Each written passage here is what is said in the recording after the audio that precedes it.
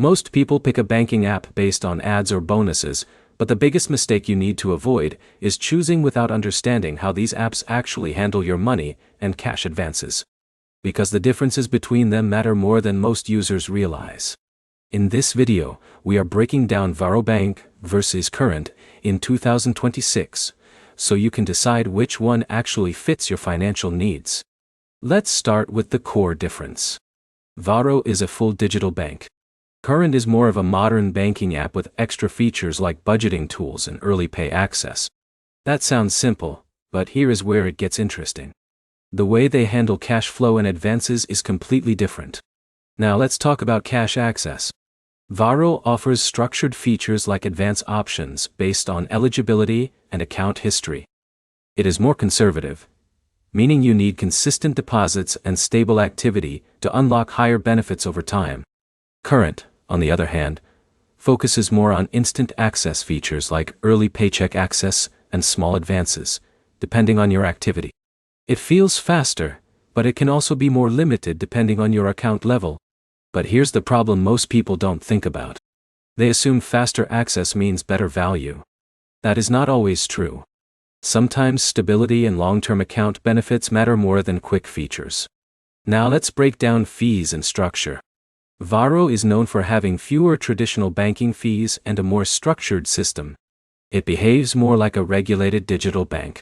Current uses a more flexible model with optional features, but some advanced tools depend on subscription-style tiers. This is where most users get confused. They compare features without looking at how often they will actually use them. If you are like Alex, who wants predictable banking and savings growth, structure matters more. But if you are like Jake, who wants fast access to small funds, flexibility might matter more. Now, let's talk about user experience.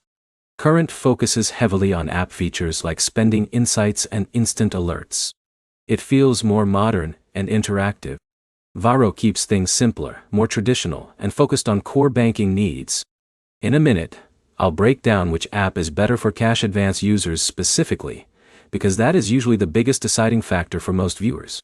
Now, let's get practical.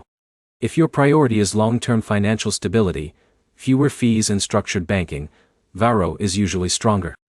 If your priority is fast access, budgeting tools and flexible features, Current may feel more useful day to day. But here's the key insight. Neither app is universally better. It depends on how you manage money and how often you need short-term access to funds. Let's summarize clearly.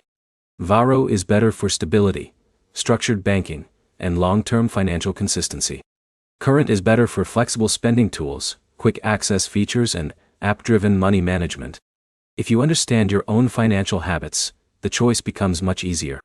If this helped you compare Varo and Current in 2026, make sure to like the video, comment which app you use, and subscribe for more simple banking breakdowns.